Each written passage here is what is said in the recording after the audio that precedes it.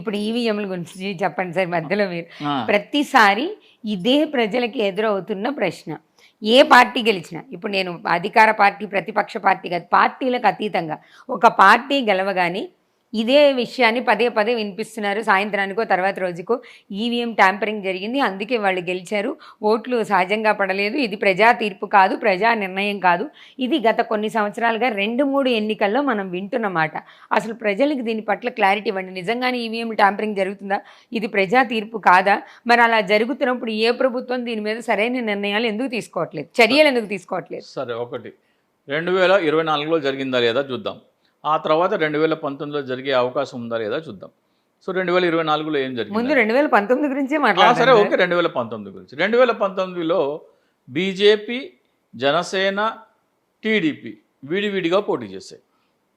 తెలుగుదేశానికి వచ్చేసి 40% ఓట్లు వచ్చినాయి, జనసేనకి 6.6%, బీజేపీకి 0.83% వచ్చినాయి.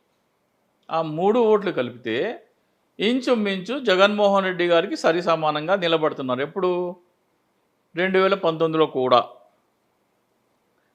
ఈ 3 కలిపితే దాదాపు 46%, 47% వస్తున్నాయి. జగన్మోహన్ రెడ్డి గారికి 50% వచ్చాయి. ఈసారి ఏమైంది? వాళ్ళు ముగ్గురు కలిశారు. జగన్మోహన్ రెడ్డి గారికి కొద్దిగా వ్యతిరేక ఓటు ఉందని చెప్తున్నారు.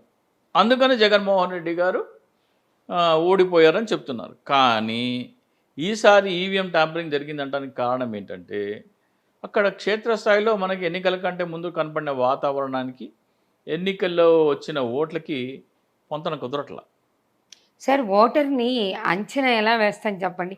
ఇప్పుడు మీరు చెప్తున్నారు క్షేత్రస్థాయిలో జరిగినటువంటి సమాచారం వేరు, అక్కడ వచ్చిన ఓట్లు వేరు అని. మీకు కానీ ఓటర్ లోపలికి వెళ్ళేదాకా ఎలా ఉంటాడు? ఇక్కడ చెప్తాను. ఇక్కడ మీకు డ్రంక్ అండ్ డ్రైవ్ కేసులు పోలీసులు చేస్తూ ఉంటారు, గుర్తుందా? ఐడియా ఉందా? ఏం చేస్తారు? వాళ్ళ దగ్గర ఒక పరికరం ఉంటుంది, బ్రెత్ అనలైజర్ అంటారు. దానికి ఒక గొట్టం ఉంటుంది. ఆ గొట్టంలో ఊదమంటారు. ఆ ఊదితే మద్యం సేవించి ఉంటే అది బీప్ సౌండ్ ఇస్తుంది. బీప్ సౌండ్ ఇస్తే వీడు మద్యం సేవించినట్టు అని. లేకపోతే వాడు మద్యం సేవించకపోతే మామూలుగానే ఉంటుంది, అతను పంపించేస్తారు. ఇది బ్రెత్ అనలైజర్. ఒక ఇన్స్పెక్టర్ బ్రెత్ అనలైజర్ పట్టుకొని ఆ డ్యూటీ చేస్తున్నాడు. తూలుతూ ఒక ఆయన వచ్చాడు బండి మీద. బండి స్టాండ్ వేయమంటే ఒక స్టాండ్ కూడా వేయటం రావట్లా. అతని ముందర బ్రెత్ అనలైజర్ పెట్టాల్సిన ఇన్స్పెక్టర్ ఏం చేశాడు? వాకీ టాకీ ఉంటుంది కదా, వాకీ టాకీకి యాంటెనా ఉంటుంది, యాంటెనా పెట్టి ఊదమన్నాడు. యాంటెనా పెట్టి ఊదితే అతను ఊదాడు. యాంటెనా బీప్ సౌండ్ ఇవ్వలేదు కదా, నువ్వు వెళ్ళిపో, నువ్వు తాగలేదు అని పంపించేశాడు. ఎన్నికల సంఘం 2024 ఇదే చేసింది. ఎందుకు 2019లో జరిగిందని ఎందుకు అనుకోరు? ఎందుకంటే 2019లో ఈ పరీక్షలు చేసే పద్ధతి లేదు. 2024 ఏప్రిల్ 24న సుప్రీంకోర్టు ఒక ఆదేశం ఇచ్చింది.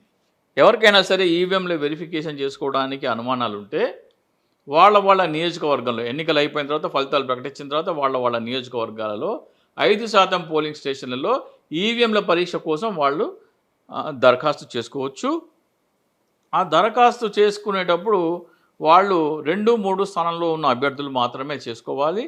అలాగే దానికోసం మైక్రో కంట్రోలర్ల పరీక్ష చేయమని వాళ్ళు దరఖాస్తు చేసుకుంటే మైక్రో కంట్రోలర్ పరీక్ష చేయమని ఎన్నికల సంఘానికి ఆదేశించింది. అలాగే దీనికి ఫీజు ఎంత అవుతుందో కూడా నిర్ధారించమని ఎన్నికల సంఘానికి సుప్రీంకోర్టు ఆదేశం ఇచ్చింది. ఎప్పుడు?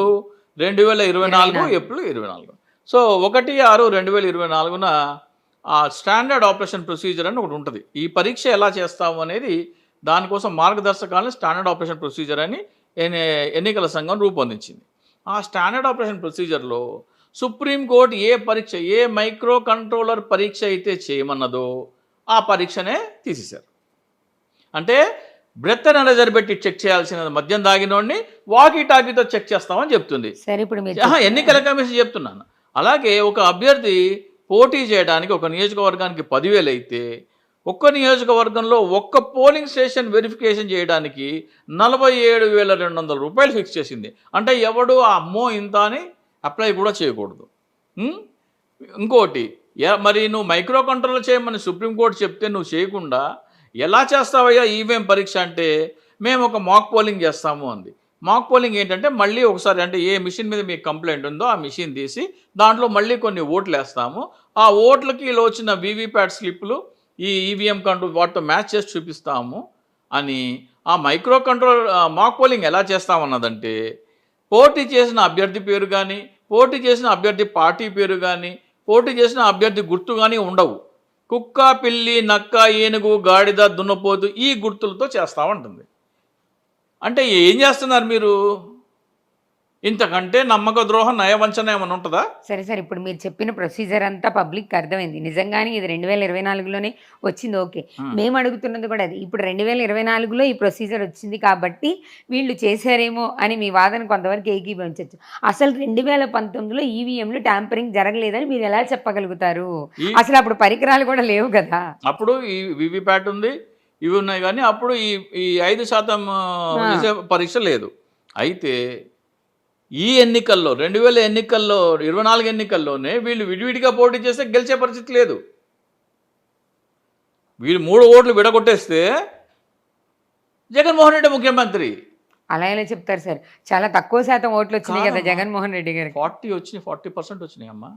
తెలుగుదేశం కూడా 40% వచ్చినాయి, జనసేనకి 10% వచ్చినాయి, బీజేపీకి 2.23 వచ్చినాయి. తీసేయండి, జగన్మోహన్ రెడ్డి విక్టోరియస్. ఈ 3 విడగొట్టండి, జగన్మోహన్ రెడ్డి విక్టోరియస్. అంటే మీరు ఇంత ఈవీఎం ట్యాంపరింగ్ చేసినా కానీ జగన్మోహన్ రెడ్డి 40% దగ్గర ఆపగలిగారంటే, ట్యాంపరింగ్ చేయకపోతే జగన్మోహన్ రెడ్డి గారి ఓటు శాతం 60% వచ్చేది. అంటే ఇప్పుడు 60%. వాళ్ళు ఇప్పుడు ఈవీఎంలు ట్యాంపరింగ్ చేసి ప్రభుత్వాన్ని ఫామ్ చేశారని అంటారు. దాంట్లో డౌట్ ఏంటి? ఇప్పుడు మీరు తాగి ఉండి తూలి వస్తున్న వాడు ఎదురుగా బెత్తనలు దగ్గర పెట్టకుండా వాకీటాకీ పెట్టాడంటే ఆ పోలీస్కి ఏం తెలిసి వీడు తాగొచ్చాడు, వీడి తప్పు, వీడిని తప్పించాలి, వీళ్ళు ఎలా అయినా కాపాడాలి అని వాకీటాకీ పెట్టాడు. మా జగన్మోహన్ రెడ్డి గారు ఒక ప్రభుత్వాన్ని అన్ని సంవత్సరాలు నడిపిన మాజీ ముఖ్యమంత్రిగా దాని మీద ఎటువంటి చర్యలు ఎందుకు తీసుకోలేదు? ఎటువంటి స్టేట్మెంట్లు ఎందుకు ఇవ్వలేదు? ఏమైందంటే ఈ ప్రొసీజర్ ఎప్పుడు వచ్చింది? ఎన్నికల సంఘము 1/6/2024 ఇచ్చింది. అలాగే ఎప్పుడు అప్లై మీకు ఫలితాలు ఎప్పుడు వచ్చినాయి? 4 రోజులు. సుప్రీంకోర్టు ఏం చెప్పింది? ఫలితాలు వచ్చిన వారం రోజుల లోపల అప్లై చేసుకోమంది. ఇక్కడ ఎన్నికల కమిషన్ ఇంకో దొంగ నాటకం ఆడింది. ఫలితాలు 4వ తారీఖున వస్తే మీరు దరఖాస్తు చేసుకోవడం ఎప్పుడు లాస్ట్ డేటు? 7 రోజులు అంటే 11వ తారీఖు లాస్ట్ డేటు, కానీ 10వ తారీఖే లాస్ట్ డేట్ అని ఎన్నికల సంఘం చెప్పింది. సో వీళ్ళందరికీ ఎస్ఓపి అర్థం చేసుకుని దాంట్లో తప్పొప్పులు ఏంటో చేసుకునడానికి చాలా తక్కువ టైం ఉంది, వాళ్ళకి అంత సమయం లేదు. అందుకనే జగన్మోహన్ రెడ్డి గారి దగ్గర దాన్ని సుప్రీంకోర్టులో ఛాలెంజ్ చేసేంత సమయం లేదు. నేను దాన్ని స్టడీ చేసి హర్యానాలో మహారాష్ట్రలో ఓడిపోయిన కాంగ్రెస్ అభ్యర్థుల చేత ఈ స్టాండర్డ్ ఆపరేషన్లో ఇన్ని లొసుగులు ఉన్నాయి, ఇది ఈవీఎం ట్యాంపరింగ్ చేసిన వాళ్ళని పట్టించేందుకు బదులు ఈవీఎం ట్యాంపరింగ్ చేసిన వాళ్ళని కాపాడి వాళ్ళని పట్టుబడకుండా ఉండేందుకు రూపొందించిన ఎస్ఓపి. దీన్ని సుప్రీంకోర్టులో ఛాలెంజ్ చేయమంటే వాళ్ళు సుప్రీంకోర్టులో ఛాలెంజ్ చేస్తే ఎన్నికల కమిషన్ వచ్చి సుప్రీంకోర్టులో తప్పులు ఒప్పుకొని దీన్ని సవరిస్తాము అని 17/6/2025 అంటే నెల క్రితం మళ్ళీ సవరించిన, సరిదిద్దిన, తప్పులను సరిదిద్దిన స్టాండర్డ్ ఆపరేషన్ ప్రొసీజర్ జారీ చేసింది. అంటే ఏంటంటే 2024లో జారీ చేసిన స్టాండర్డ్ ఆపరేషన్ ప్రొసీజర్ ఎన్నికల్లో అవకతవకల్ని పట్టుకునేందుకు కాకుండా వాళ్ళ తప్పులను చేసిన వాళ్ళని తప్పించేందుకు రూపొందించబడింది అని రుజువైంది. సుప్రీంకోర్టులో రుజువైంది. ఇంతకంటే వేరే ఆధారం అవసరం లేదు మీకు.